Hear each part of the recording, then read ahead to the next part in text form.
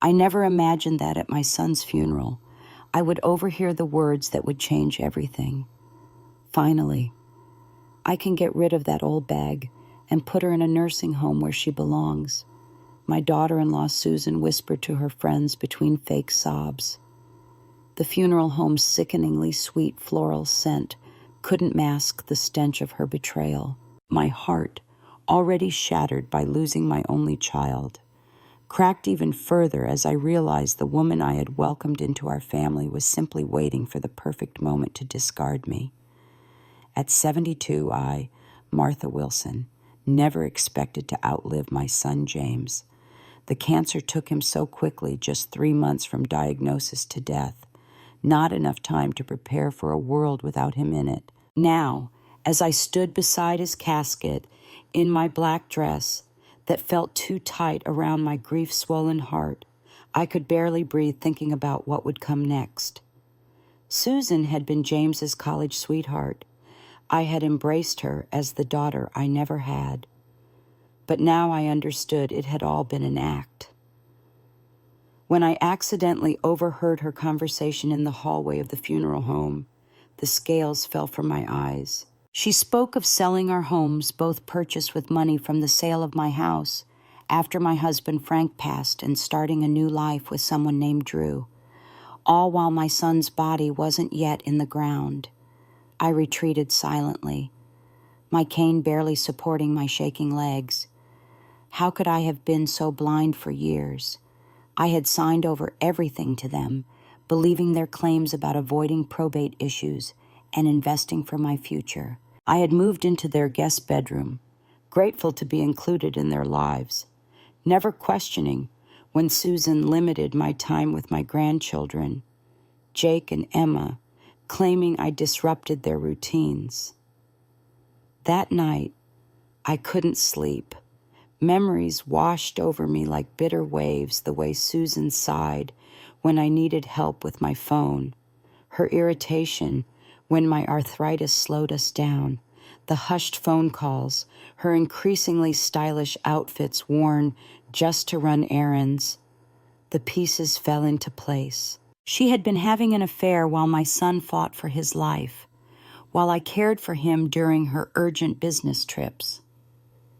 The reading of the will was scheduled for the next day. I arrived at the attorney's office, leaning heavily on my cane, uncertain about my future, but determined not to let Susan see me broken. Mr. Williams, Thomas's attorney, greeted us solemnly as we settled into the conference room. Susan sat across from me, composed and confident in her designer black suit. "Before I begin," Mr. Williams said, adjusting his glasses, "I should mention that James made changes to his will approximately 6 weeks ago." Susan's perfectly manicured fingers stilled their tapping. "Changes what changes? He never mentioned anything to me." What followed shocked us both. Thomas had placed our homes in a family trust with me named as trustee. I had the right to live in either property for the remainder of my life. His retirement accounts would be divided with 60% in trust for the children, 20% for my care, and only 20% to Susan. The family business would be managed by a board until the children turned 25. Susan's face drained of color. "This is impossible," she hissed. "He wasn't in his right mind. This will can be contested." But James had anticipated this. He had left me a sealed letter containing a USB drive with everything I needed, financial records showing how Susan had siphoned money to private accounts, emails between her and her lover discussing their plans after James was out of the picture, and recorded conversations where she explicitly discussed putting me in a nursing home against my will. The legal battle was brutal. Susan hired an aggressive attorney and tried to paint me as a manipulative old woman with dementia who had unduly influenced her dying son. She attempted to force me out of the house while the case was pending and limited my access to Jake and Emma, spreading rumors about my mental state. But James had protected us thoroughly. In the final hearing, Susan's lover, Drew, testified against her, confirming their relationship and their plans to liquidate family assets. The judge ruled decisively in our favor, upholding all of James's arrangements. Susan took her 20% and moved across the country with Drew, relinquishing custody of the children without much fight. Jake and Emma chose to live with me, and together, we began the healing process through family therapy, honest conversations, and creating new traditions while honoring old ones. 2 years have passed now. The children are thriving, Jake showing interest in taking over the family business someday, Emma developing her grandfather's talent for woodworking. I've moved into the master bedroom, joined a book club, and even started dating a kind widower named Gerald, whom I met at my community garden. Sometimes in the quiet evenings, as I watch the sunset from James's favorite porch swing, I talk to him. I tell him about the children's achievements, about the business that continues to grow, about the peaceful contentment I've found in this life he protected for me. You would be proud, I whisper, of how we've rebuilt what was broken. In the end, Susan was the one who had to pack her bags and leave. As I drift off to sleep each night, surrounded by photos of the family I cherish, I smile at the sweet irony. They say living well is the best revenge. This quiet, joyful life, this is the victory James ensured for all of us who truly deserved it. The Morton Funeral Home smelled of lilies and despair. I stood by myself near a spray of white roses, my arthritic fingers tracing the delicate petals as mourners milled about in hushed conversations. The weight of grief pressed down on my shoulders like a physical burden. My son James, my beautiful boy with his father's smile and my stubborn chin, was gone forever. At 72, I never imagined I would outlive my child. Mrs. Wilson, would you like to sit down? The funeral director's practiced tone of sympathy barely registered as I nodded mechanically. My legs, unsteady from both age and sorrow, carried me to the front row where a chair awaited. I sank into it gratefully, clutching my handbag on my lap like a shield. The viewing room was elegant in its somber way, tasteful lighting, comfortable seating arranged in perfect rows, and James lying in peaceful repose at the front. He looked like he was sleeping, though the mortician's art couldn't quite hide the gauntness that 3 months of aggressive cancer had etched into his once robust face. People approached me in a steady stream, their condolences washing over me in waves I could barely comprehend. He was too young. Such a good man. If there's anything we can do. I accepted their hugs and handshakes, a puppet going through the motions of human interaction while inside. A voice screamed, "How could the world still be turning when James is gone?" Susan, my daughter-in-law of 17 years, sat beside me in a perfectly pressed black dress, her makeup flawless, despite the tears she periodically dabbed away with a monogrammed handkerchief. She had been James's college sweetheart, the vivacious business major who captured my serious-minded son's heart during their junior year. I'd welcomed her into our family with open arms, loved her like the daughter I never had. "I need some air," she whispered, squeezing my hand briefly before rising and making her way toward the back of the room. I watched her go, wondering how we would support each other through this. James had been our bridge, our common ground. What would our relationship be now? A few minutes later, I realized I needed to take my medication. The stress of the day had aggravated my arthritis, and the pain in my knees throbbed insistently. I rummaged through my purse but couldn't find the pill case I usually carried. With a sigh, I remembered leaving it in my coat pocket, hung in the small anteroom near the restrooms. I made my way slowly down the hallway, leaning heavily on my cane. The funeral home was quiet. Most visitors gathered in the main viewing room. As I approached the small alcove where smokers occasionally gathered, I heard Susan's voice, unnaturally bright and oddly relieved. God, I thought this day would never end. She let out a dramatic sigh. So many people coming up to me, telling me how sorry they are, asking what they can do to help, as if I need their casseroles and their pity. A woman laughed softly. At least it's almost over. What happens next? Next, Susan's voice hardened with a determination I'd never heard before. Next, I finally get my life back, and I finally get rid of that old bat. I froze, my heart stuttering in my chest. She couldn't possibly mean. Martha, another woman asked. Of course, Martha. Susan's voice dripped with contempt. James insisted she live with us after Frank died.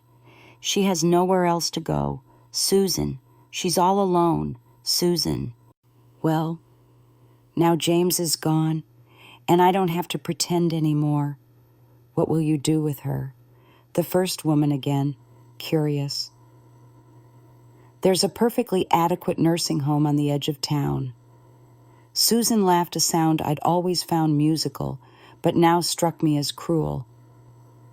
She's pushing 75. It's where she belongs anyway. Won't she fight it? The second woman sounded concerned. With what resources? Susan's voice dropped to a mock whisper. The house is in my name. James and I made sure of that when Frank died. She signed everything over to us. Remember, to avoid probate, we told her, the old bat doesn't even realize that James left everything to me. In a week, she'll be packing her bags. I gripped my cane so hard my knuckles turned white. The bathroom forgotten, I retreated silently, my whole body shaking. How could I have been so blind all these years? I thought Susan loved me. I thought we were family. The realization crashed over me in waves, the investments that I never saw statements for, the properties I had signed away, the life insurance policy that had mysteriously needed to be restructured.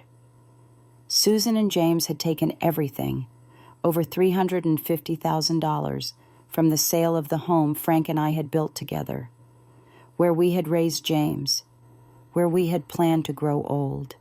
But no, that couldn't be right. Not James. He wouldn't have done this to me. Susan's words echoed in my head. The old bat doesn't even realize that James left everything to me, left everything to her. What about Jake and Emma, my precious grandchildren? What about the family business that Frank had started and James had grown into a successful enterprise? What about the promises James had made to me on his deathbed? Holding my hand with surprising strength for someone so ill. Mom, he had whispered, his voice weak but his eyes clear. I need to tell you something important about my will. And before he could continue, Susan had returned to the room with the hospice nurse, and the moment was lost. He tried several more times in those final weeks to speak with me alone, but Susan was ever present, hovering, interrupting, managing his medication so he was either too groggy to speak or too uncomfortable to focus. Back in the viewing room, I looked at my son's peaceful face through new eyes. Had he known how his wife really felt about me, would he have done something differently if he had? I wiped my tears and straightened my spine. I would not let Susan see me broken. Not today. Today was for James. The rest of the funeral passed in a blur. I accepted more condolences, spoke briefly at the service, watched as they lowered my son into the ground. Through it all, Susan stayed close, her arm linked with mine, the perfect picture of a grieving wife supporting her heartbroken mother-in-law. But now I knew better. Now I heard the falseness in her voice when she said, "We'll get through this together, Martha." Now I felt the impatience in her touch as she guided me to the car. As we drove home in silence, I stared out the window at the passing scenery, wondering where I would go, what I would do. I had no money of my own, having given everything to James and Susan years ago, no home except the one Susan now wanted me out of. But there was one thing Susan didn't know. During one of our last private conversations, when Susan was out arranging hospice care, James had pressed a small key into my palm. "Mom," he had whispered, his voice weak but urgent, "safety deposit box, First National, remember our special numbers, our special numbers." The combination of his birthday and mine that we'd used for everything from computer passwords to the code for the home security system. 0722-1147, July 22nd, and November 47th, our birthdays. I closed my eyes, feeling the weight of grief give way to something new determination. The reading of the will was scheduled for tomorrow morning. Susan thought she had won. She was wrong. James had known. He had prepared. And so would I. The revelation of Susan's affair hit me like a physical blow. It wasn't enough that she had been plotting to discard me like unwanted furniture. She had been betraying my son during his final months on earth. I discovered the truth 3 days after the reading of the will, while searching through James's home office for the financial documents my new attorney had requested. I hadn't intended to look through his personal email. I was simply trying to locate tax returns and property deeds to build our case against Susan's challenge to the will. But when I opened his laptop, a notification appeared from an email account I didn't recognize. The preview showed a message from someone named Ryan K., with the subject line, "Meeting tomorrow while she's at chemo." My hands trembled as I clicked on it. The message opened to reveal an entire conversation thread between this Ryan and my daughter-in-law spanning more than 2 years. I scrolled to the earliest emails, my stomach knotting as I read their flirtatious beginnings at a real estate conference in Denver. I haven't stopped thinking about our conversation. Ryan had written, "It's rare to meet someone who truly understands this business and looks as stunning as you do in that red dress." Susan's reply came just hours later. "The feeling is mutual. Perhaps we should continue our discussion over dinner, next time you're in Boulder. My husband travels frequently for work." As I continued reading, their relationship escalated quickly from professional flirtation to passionate affair. They arranged meetings in hotel rooms when James was traveling for business, created elaborate covers for weekend getaways, and even met at our vacation cabin on Spruce Lake when Susan told James she was showing properties to out-of-town clients. I felt physically ill reading their messages, but I couldn't stop. It was like watching a terrible accident unfold, horrifying yet impossible to look away from. The emails from the past year were the most damning. They began shortly after James's diagnosis, when the doctors had first uttered that terrifying word, cancer. "It's stage 4. Susan had written to Ryan, "They're talking about aggressive treatment, but the 5-year survival rate is less than 20%. This changes everything." And Ryan's response came within minutes. "I'm so sorry, babe. How are you holding up?" "Strangely calm," she replied. "I know that sounds terrible, but this could be the solution to all our problems. No messy divorce, no splitting assets, just a respectful period of mourning. And then we can be together openly." My vision blurred with tears. While I had been driving James to chemotherapy appointments, while I had held his head as he vomited after treatments, while I had researched experimental options and alternative therapies, his wife had been counting the days until his death would free her to be with her lover.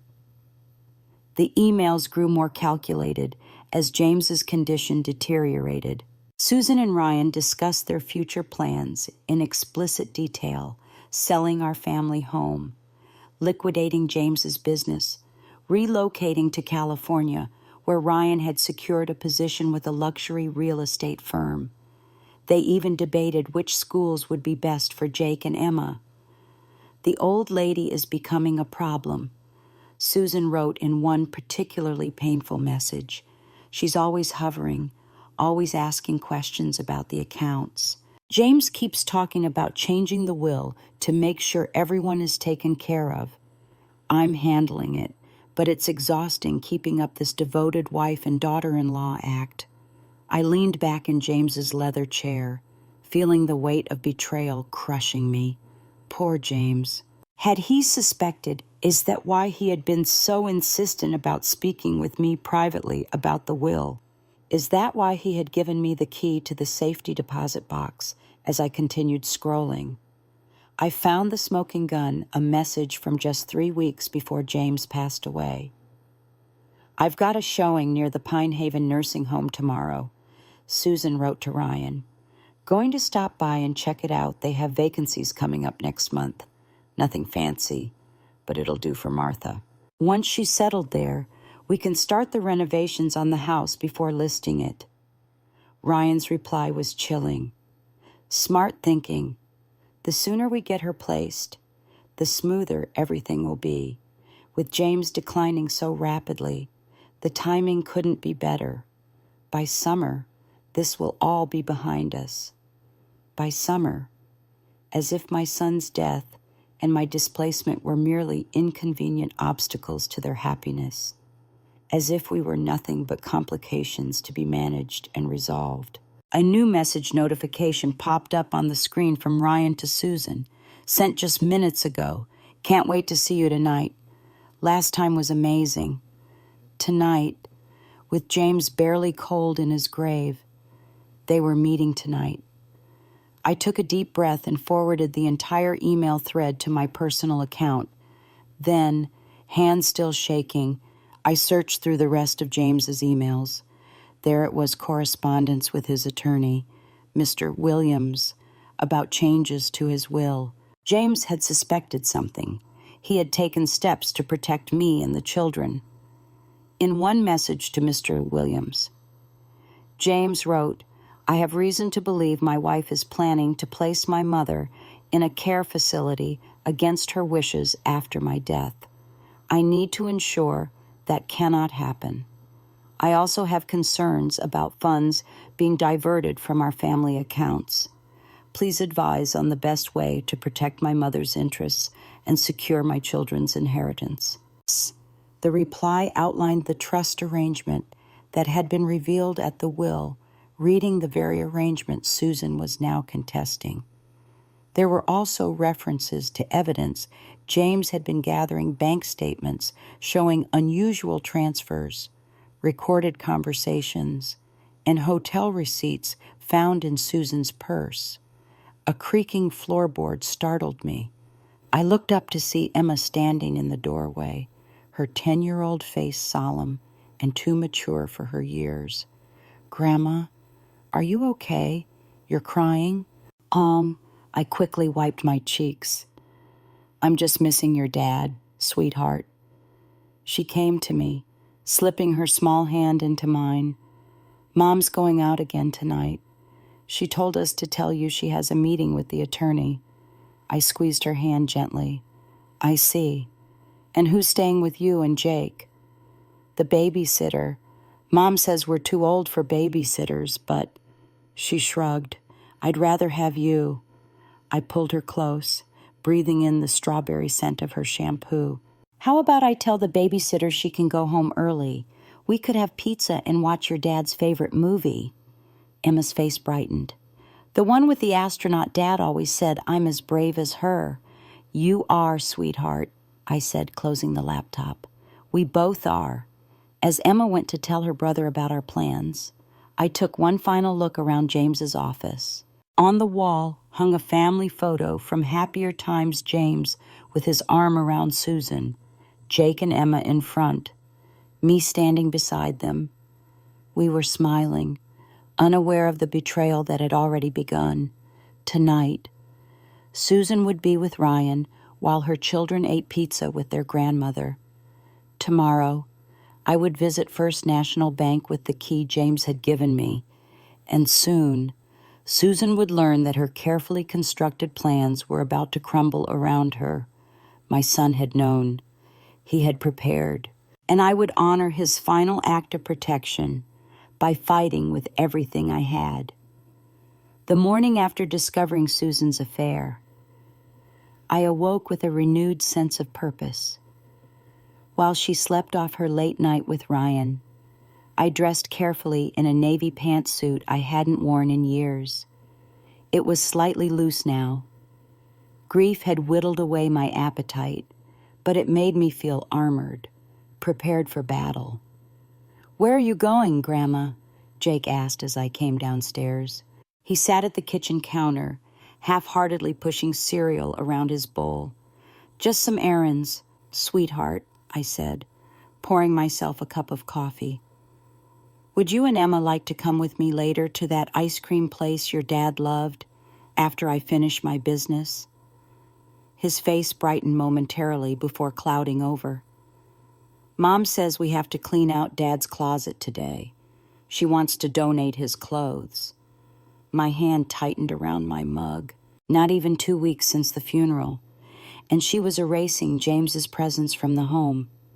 "That can wait," I said gently. "Your father would want you to enjoy the spring weather. Tell your mother I'll take full responsibility."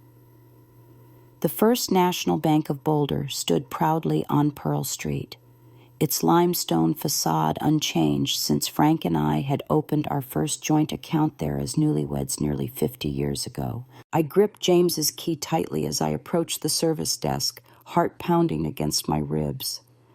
"I'd like to access a safety deposit box, please," I told the young woman at the counter. After verifying my identification, she led me to the vault. "Box number," she asked. 722-1147, I replied, "our special numbers." She located the box and guided me to a private viewing room. "Take all the time you need, Mrs. Wilson," she said, closing the door behind her. My hands trembled as I inserted the key and turned it. The metal box slid open smoothly, revealing a sealed manila envelope with my name written in James's distinctive handwriting. Beneath it lay a USB drive, several bound documents, and a smaller envelope labeled, "Read this first." I opened the smaller envelope with shaking fingers. "Mom, if you're reading this, then my suspicions were correct, and Susan has revealed her true intentions. I'm sorry I couldn't tell you everything while I was alive. At first, I didn't want to believe it myself. By the time I had proof, I was too ill to confront her properly, and I feared what she might do if cornered while I was too weak to protect you and the children. I've been gathering evidence for months. The enclosed USB drive contains recordings of conversations between Susan and her lover Ryan, bank statements showing money she's been diverting to private accounts, and copies of emails detailing their plans for after my death. The legal documents enclosed have already been filed with Mr. Williams. I've created a trust that gives you lifetime rights to both our homes. I've also established a separate trust for Jake and Emma's education and future. Susan cannot touch these funds. There's one more thing you should know. When we sold your house after Dad died, I never gave the money to Susan to invest, as she claimed. I knew even then that something wasn't right. Instead, I opened a separate account in your name.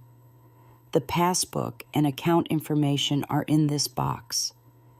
There's just over $340,000 plus interest. Everything from the sale of your home. I'm sorry I won't be there to help you through what comes next. Susan will fight this. She'll be furious when she realizes what I've done. But you're stronger than she knows. Mom, you've always been my rock, and now I need you to be strong for Jake and Emma. All my love. James. Tears blurred my vision as I reread the letter, tracing my son's handwriting with my fingertips, even while dying. He had been working to protect us. He had known about Susan and Ryan. He had anticipated her plans for me, and he had quietly, methodically, built a fortress around his children and me that even Susan's expensive lawyers couldn't breach. I examined the other contents of the box. The USB drive contained exactly what James had described, damning evidence of Susan's betrayal and financial misconduct. The legal documents outlined the ironclad trusts he had established. And there, in a blue bank passbook I hadn't seen in years, was my financial freedom and account in my name alone, holding the proceeds from the sale of my home, untouched and accruing interest. As I gathered everything into my purse, a sense of calm resolve washed over me. Susan had underestimated both my son and me. She thought James had been too sick, too trusting to see through her deception. She thought I was too old, too dependent to fight back. She was wrong on both counts. Outside the bank, I pulled out my phone and called Patricia Reynolds, my oldest friend and a retired family court judge. Patricia, it's Martha. I need your help, I said, my voice steadier than it had been in weeks. I need the name of the best elder law attorney in Colorado, and I need them immediately. Martha, what's happened? Patricia's concern was evident even through the phone. Susan is contesting James's will. She wants to put me in a nursing home and sell the house.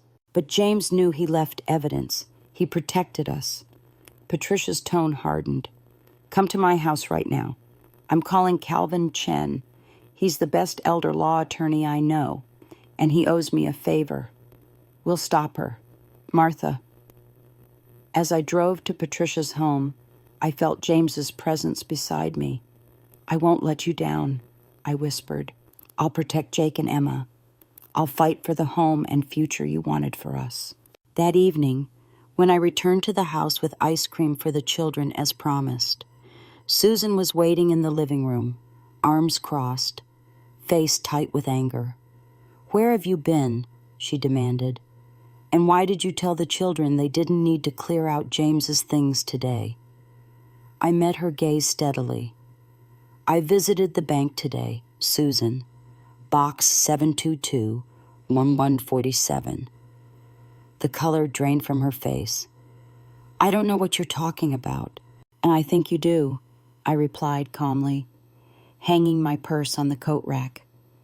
James knew everything about Ryan, about the money you've been diverting, about your plans for me after he was gone. He left quite a comprehensive record. Susan's composure cracked momentarily before her features rearranged into a dismissive smile. You're confused. Martha, grief does that to people your age. Perhaps this proves you do need more specialized care than I can provide. And I smiled back, feeling stronger than I had in months. My attorney disagrees. In fact, Mr. Chen believes we have an excellent case not just to uphold James's will, but to pursue charges of attempted elder financial abuse. As understanding dawned in her eyes, I walked past her toward the kitchen where Jake and Emma waited. The children and I are having ice cream to celebrate their father's life. You're welcome to join us, or you can call Ryan. I believe you have plans to discuss. At the Bradley and Associates law offices occupied the entire top floor of a dignified brick building in downtown Boulder. Through the floor-to-ceiling windows of the conference room, I could see the Flatirons rising majestically against a clear blue Colorado sky. Under different circumstances, I might have appreciated the view. Today, my attention was fixed on the door, waiting for Susan and her attorney to arrive. Remember, Mrs. Wilson, let me do most of the talking, Calvin Chen advised, arranging documents on the polished oak table. In the 3 weeks since I discovered James's safety deposit box, Calvin had become my fiercest advocate. A small, precise man with wire-rimmed glasses and a reputation for ruthlessness in elder law cases. He had reviewed all the evidence and declared it more than sufficient. "They're going to try to intimidate you," he continued. "Mr. Green is known for aggressive tactics, but we have the stronger position, legally and morally." I nodded, smoothing the lap of my dress, a new one Patricia had insisted on buying me for this meeting. "I'm not afraid of Susan anymore," I said quietly, "or her lawyer." The door opened, and Susan swept in, followed by a tall, imposing man in an expensive charcoal suit. Winston Green's reputation preceded him. He specialized in high-asset divorces and probate disputes, charging fees that would bankrupt most clients long before reaching trial. "Mrs. Harrison," Green nodded to me with practiced courtesy before turning to Chen. "I believe we can resolve this matter quickly and avoid unnecessary litigation costs for all parties." "We're certainly open to reasonable solutions," Calvin replied mildly, though I caught the steel beneath his politeness. Susan sat across from me, avoiding my eyes. In the harsh fluorescent lighting, I noticed how tired she looked beneath her perfect makeup. Good. Let her lose sleep over this. "My client is prepared to offer a generous settlement," Green began. "Mrs. Harrison will receive a monthly stipend of $2,000 for 3 years, assistance in relocating to an appropriate senior living facility, and regular visitation with her grandchildren." Calvin didn't even look up from his notepad. "That's entirely unacceptable. The will is clear, as are the trusts Mr. Harrison established. Mrs. Wilson remains in the family home as trustee. The children's education funds remain untouched. Mrs. Susan Harrison receives her 20% of retirement accounts as specified. Those terms are non-negotiable." Susan leaned forward, her composure cracking. "This is ridiculous. James was not in his right mind when he made those changes. He was on heavy medication."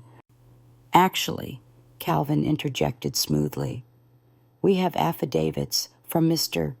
Harrison's oncologist and primary physician confirming his mental competence at the time these documents were executed. We also have extensive evidence suggesting why Mr.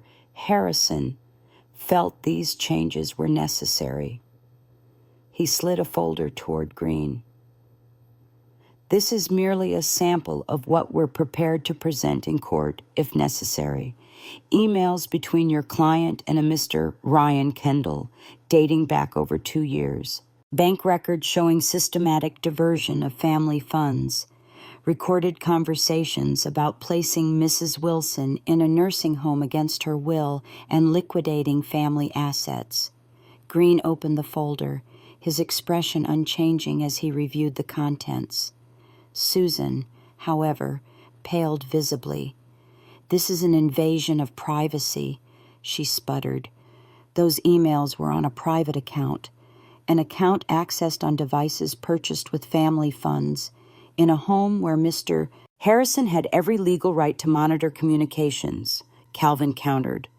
"Colorado is a one-party consent state for recordings. Everything was obtained legally." Green whispered something to Susan, who shook her head vehemently. After a moment, he turned back to us. "We need time to review these materials." "Of course," Calvin agreed pleasantly. "However, I should mention that Mrs. Wilson has temporarily moved in with her friend, Judge Patricia Reynolds, yes, the former family court judge. While this matter is resolved, Judge Reynolds has extensive connections in the Colorado judicial system and has taken a personal interest in this case. It wasn't a threat, exactly, but Susan's face darkened with understanding. This wouldn't be the easy victory she had anticipated. In the meantime, Calvin continued, we expect Mrs. Susan Harrison to cease all attempts to sell or modify the family residence, to provide Mrs. Wilson with full access to the property and her belongings, and to refrain from limiting her contact with Jake and Emma. Green's jaw tightened. We'll need assurances that no assets will be removed from the home. The only assets Mrs. Wilson wishes to access are her personal belongings, which remain her legal property. Calvin replied, unlike your client, who we have documented removing artwork, jewelry, and attempting to access safe deposit boxes not included in the estate inventory. Susan flushed. That jewelry was mine. The sapphire set was from James's grandmother, I said quietly, speaking for the first time. It was meant for Emma on her wedding day, just as the pocket watch was meant for Jake, family heirlooms, Susan, not quick cash for your new life with Ryan. Her eyes met mine, full of cold fury. You have no idea what it was like being married to James, playing the perfect wife and mother while he worked endless hours. Taking care of his mother, I deserved more. You deserved exactly what James provided, a beautiful home, financial security, 2 wonderful children, and a husband who loved you. I replied evenly. What you didn't deserve was the affair you conducted while he was dying, or the money you diverted from your children's future. Green placed a restraining hand on Susan's arm as she opened her mouth to retort. I believe we're done for today. We'll review the materials and be in touch regarding next steps. After they left, Calvin turned to me with a small smile. That went even better than expected. Green knows they're in a weak position. I give it 1 week before they come back with a counteroffer that essentially accepts our terms. And if they don't, I asked, then we go to court, where a judge will see exactly what kind of person Susan is and what James was trying to protect you and the children from. He gathered his papers, but they won't risk it. Susan has too much to lose, not just financially, but her reputation in the community. The evidence is too damning. As we left the office, I felt lighter than I had in months. James had prepared more thoroughly than I could have imagined, creating an unbreakable safety net for his family. All I needed to do now was honor his final act of love by standing firm. Thank you, I told Calvin as we waited for the elevator, for believing me, for fighting for us. He adjusted his glasses, looking slightly uncomfortable with the gratitude. I've handled many elder abuse cases. Mrs. Wilson, yours is one of the few with such clear evidence and such thorough preparation. Your son was a remarkable man. Yes, I agreed, blinking back tears. He certainly was. Calvin's prediction proved accurate. 1 week after our meeting, Susan's attorney contacted us with a counteroffer that essentially conceded to all our demands. Susan would not contest James's will or the trusts he had established. I would remain in the family home as trustee for Jake and Emma. The children would continue to live with me, with Susan granted visitation rights on alternating weekends. The formal hearing to resolve the case was scheduled for a Tuesday morning in early May. Judge Harriet Collins, a stern-faced woman in her 60s with a reputation for fairness, presided over the small courtroom. Susan sat with Winston Green at one table, wearing a conservative navy dress that screamed, "Respectable widow." I sat with Calvin at the other, my back straight, despite the arthritis pain that had flared due to stress. Jake had insisted on attending, surprising everyone except me. At 14, he wasn't required to be present, but when I explained what was happening, he'd set his jaw in that way that reminded me so much of James. "I want to be there," he'd said firmly. "I want to hear what Mom has to say for herself. This hearing is to address the petition to contest the will of James Wilson." Judge Collins began. "I understand the parties have reached a settlement agreement, Mr. Green. Is that correct?" "Yes, Your Honor," Green replied smoothly. "After reviewing all evidence, my client has agreed to withdraw her contest of the will and accept its provisions as written." Judge Collins turned her attention to Calvin. "Mr. Chen, does this agreement satisfy your client's concerns?" "It does, Your Honor, with one addition." Calvin replied, "We request that the court formally recognize the evidence of financial impropriety and attempted elder abuse that prompted Mr. Wilson's changes to his will. This recognition would strengthen the protections for Mrs. Wilson and the minor children going forward." Susan shifted uncomfortably in her seat as Green leaned over to whisper something to her. "Your Honor," Green interjected, "that's unnecessary and potentially prejudicial. My client has agreed to all substantive terms." Judge Collins studied the documents before her. "I disagree, Mr. Green. The court needs to understand the context of this case to ensure the settlement truly serves the interests of justice." She looked directly at Susan. "Mrs. Wilson, do you understand that withdrawing your contest means you accept that your husband was of sound mind when making these changes?" "Yes, Your Honor," Susan replied, her voice tight. "And are you aware that the evidence presented to this court includes documented plans to place your mother-in-law in a nursing facility against her will and to liquidate family assets meant for your children's future?" Susan's face flushed. "Your Honor, that's not. A simple yes or no will suffice. Mrs. Wilson." After a pause, Susan answered, "Yes." "And are you also aware that maintaining a relationship with someone while your husband was terminally ill, while not illegal, raises serious questions about your judgment as it relates to family financial decisions?" Susan stared at the table. "Yes, Your Honor." Judge Collins nodded. "Then I will approve this settlement with Mr. Chen's addition. The court recognizes that James Wilson's modifications to his will were made with full mental capacity and in direct response to concerning behaviors by his wife. The trusts established for the children and for Mrs. Martha Wilson will remain inviolate, with the court maintaining oversight to ensure compliance." She turned to me, her expression softening slightly. "Mrs. Wilson, I commend your restraint in this matter. Many in your position might have pursued more severe consequences." "Thank you, Your Honor," what I replied. "My only concern is protecting my grandchildren and honoring my son's wishes."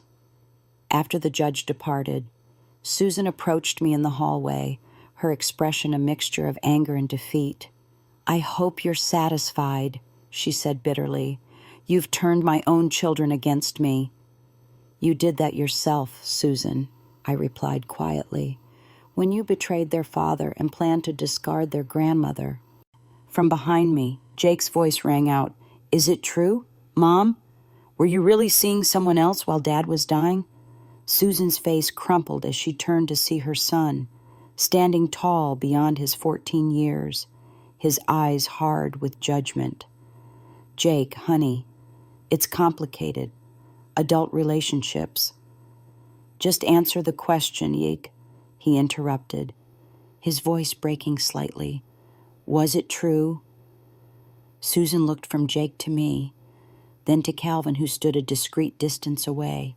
Finding no sympathy in any face, she whispered, "Yes, but I still love you and Emma.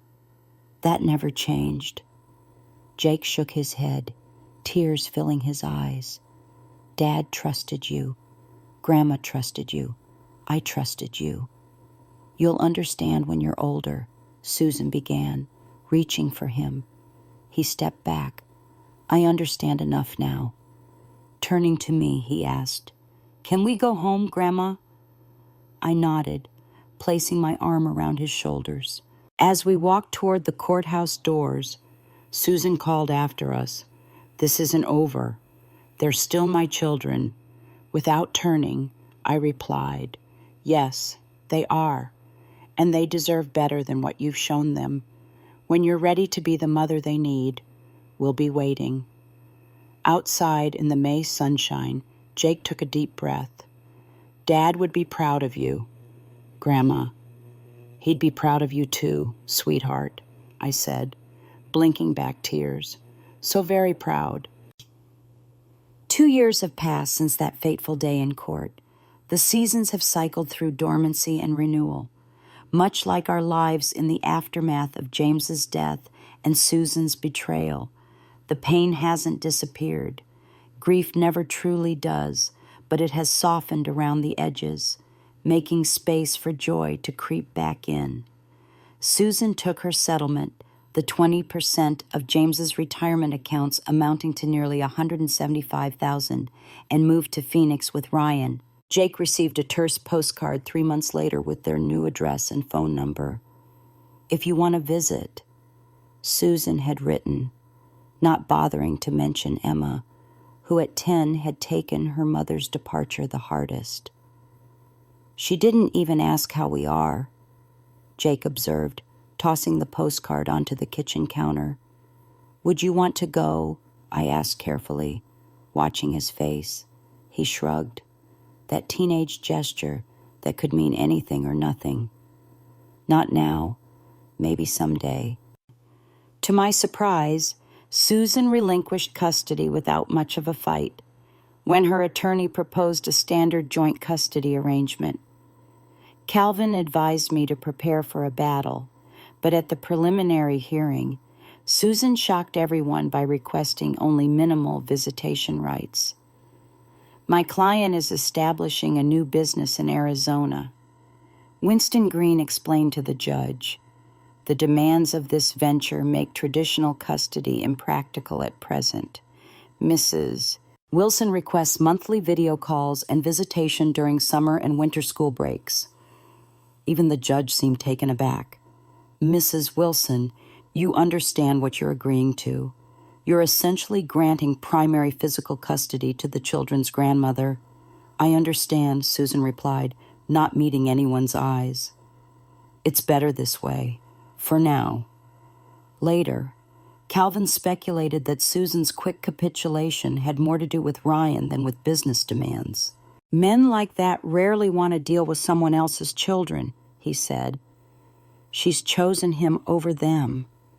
Whatever her reasons, Susan's decision made our path forward clearer. The court approved me as the children's legal guardian, with Susan granted monthly video calls and 2 weeks of visitation during summer and winter breaks. She rarely used the video call allowance, and as for visits, well, we're still waiting for the first one. The early months were the hardest. Emma cried herself to sleep many nights, confused and hurt by her mother's abandonment. Jake retreated into stoic silence, throwing himself into schoolwork and sports with an intensity that worried me. We all attended family therapy together, learning how to talk about the hard things, how to build trust again. "Why didn't Dad tell us about Mom?" Emma asked one evening as we sat on the porch swing that had been James's favorite spot. "I think he was trying to protect you," I answered carefully. "He wanted to confront her, to fix things, but then he got sick. After that, his priority was making sure you would be taken care of. He saved us," Jake said simply, looking up from his phone. "He saved you too, Grandma." I nodded, tears welling in my eyes. Yes, he did. Gradually, healing began. Emma discovered a passion for art, spending hours in the sunroom I'd converted into a studio for her. Jake joined the debate team at school, his natural eloquence and thoughtfulness making him a formidable competitor. I found myself embracing new routines and responsibilities, attending parent-teacher conferences, cheering at soccer games, hosting sleepovers. The Harrison Design Group continued to thrive under the management board James had established. They consulted me regularly, valuing my input and ensuring the children were kept informed about the business they would one day inherit. I learned more about architecture and design in those 2 years than I ever expected to know at my age. Last month, we received news that Susan and Ryan had broken up. The information came not from Susan herself, but from her sister Charlotte, who had maintained occasional contact with the children. She's thinking about moving back to Colorado. Charlotte told me during one of her visits. She misses the kids. I nodded, keeping my expression neutral. The door has always been open for her to be part of their lives. She's afraid, Charlotte admitted. Afraid they hate her. Afraid you hate her. I don't hate her, I replied truthfully. I'm angry about her choices and the pain she caused, but hatred takes too much energy. As for the children, they're hurt, but they're also resilient. They could make room for her in their lives if she's willing to rebuild those relationships honestly. This morning, the phone rang during breakfast. Emma answered, then went silent, her eyes widening. Mom, she whispered, looking at me uncertainly. I nodded encouragingly, and Emma continued the conversation, her responses cautious, but not cold. Jake refused to take the phone when offered, but I noticed him lingering within earshot, absorbing every word. After Emma hung up, she announced, Mom wants to have lunch with us next Saturday. She's moving back to Boulder. Do you want to see her? I asked both children. Emma nodded quickly. Jake shrugged, then said, Maybe. I have questions. That's fair. I told him, You both deserve answers. As they headed off to school, I stood in the doorway watching them go, Jake tall and serious like his father, Emma creative and resilient in ways that continually surprise me.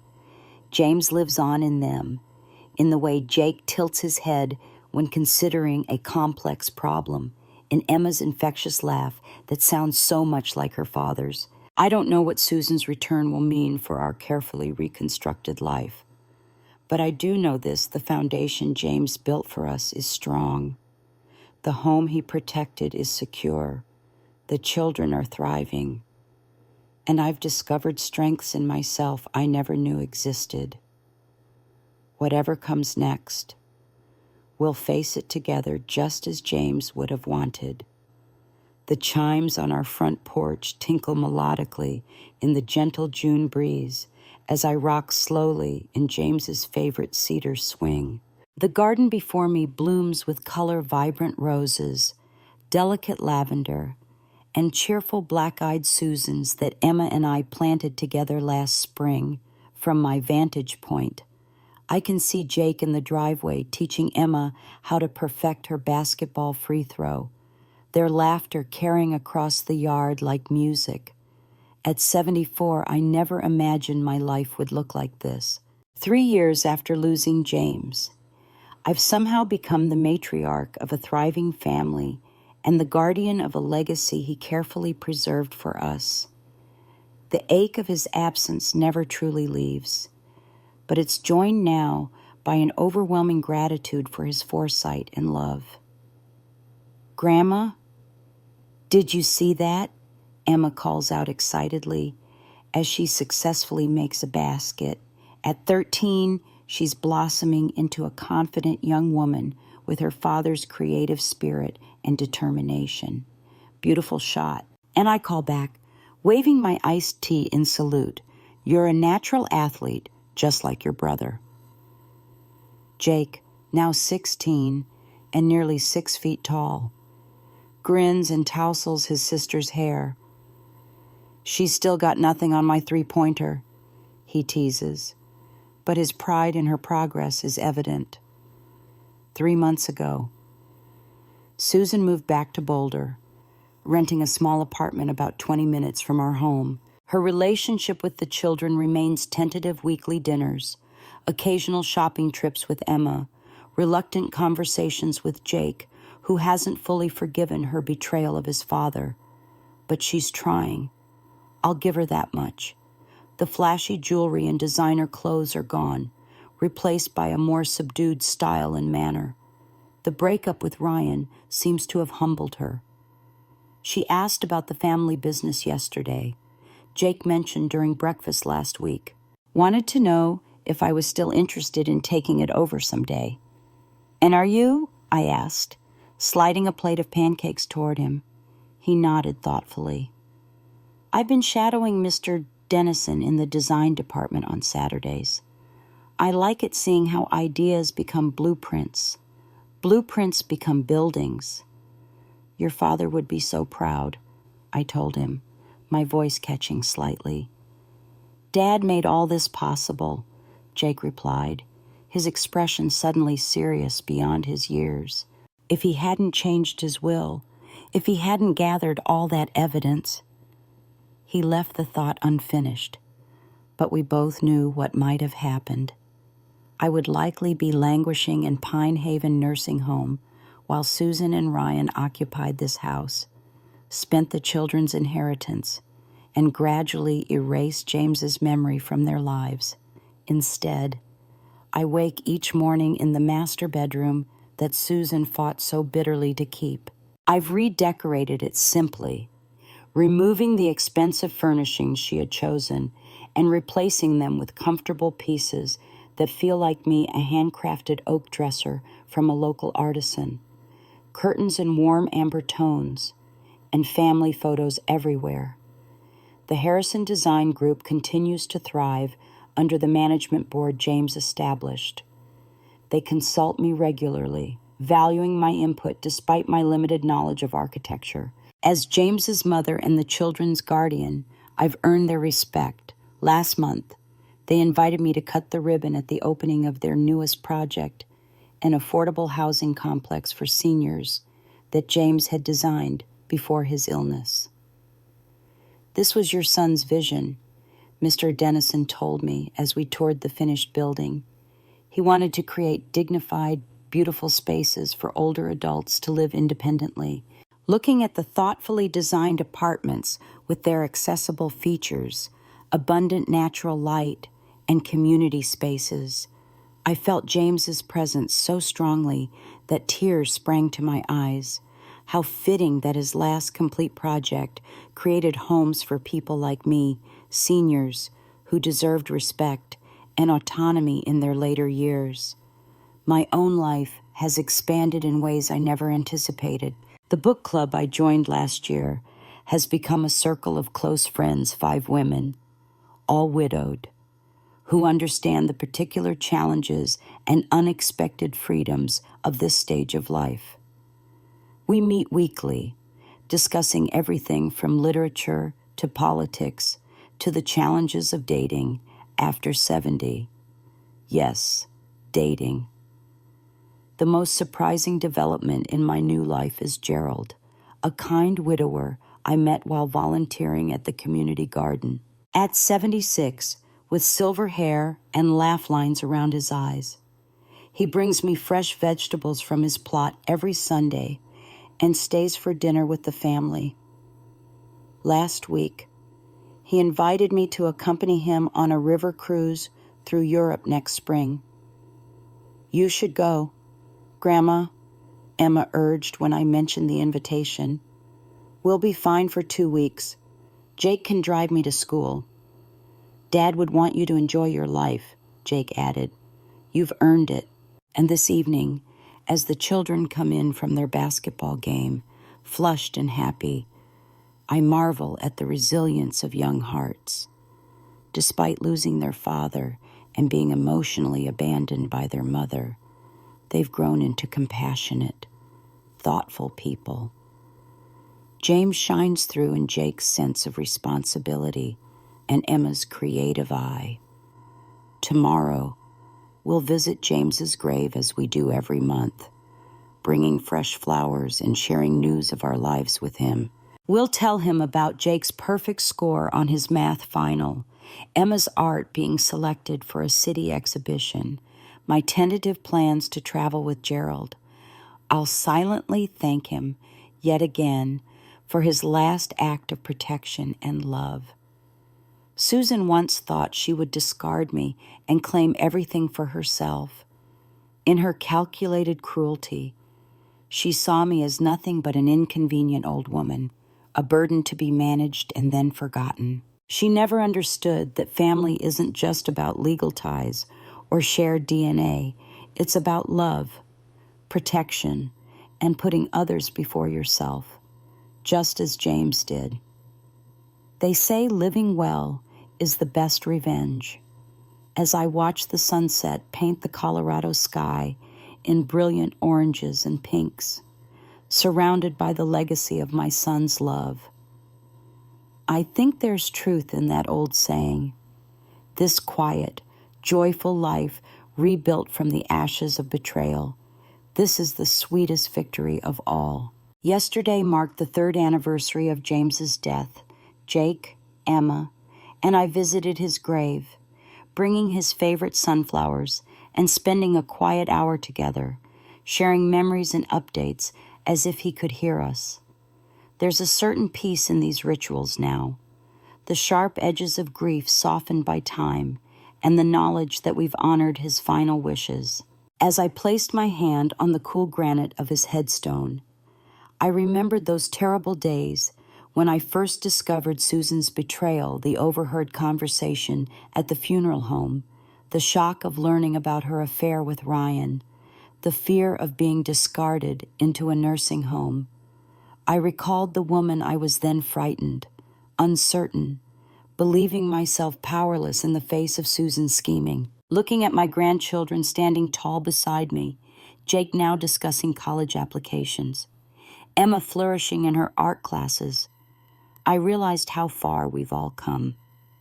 The path James laid out for us through his careful planning became our salvation.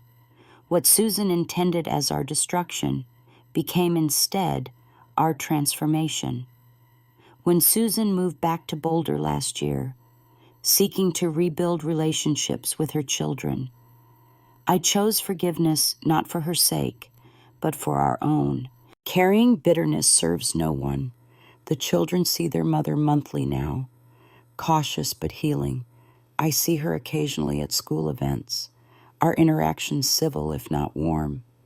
Susan once thought she would discard me and claim everything for herself. She never understood that family isn't measured in property or bank accounts, but in sacrifices made for those we love. James understood this truth perfectly, and his final act of protection became his most enduring legacy. Dear friends, if there's one truth this journey has taught me, it's that love leaves blueprints that outlast our physical presence. When my son James changed his will to protect me and his children, he couldn't have known how thoroughly his thoughtfulness would transform our lives. But he acted from love anyway, using his final months to safeguard our future. In your own lives, never underestimate the power of planning to protect those you cherish. Never discount the strength that lives within you, waiting to emerge when challenges arise. And never, ever believe that age diminishes your worth or your right to dignity and respect. I was 72 when I found myself facing homelessness and separation from my grandchildren.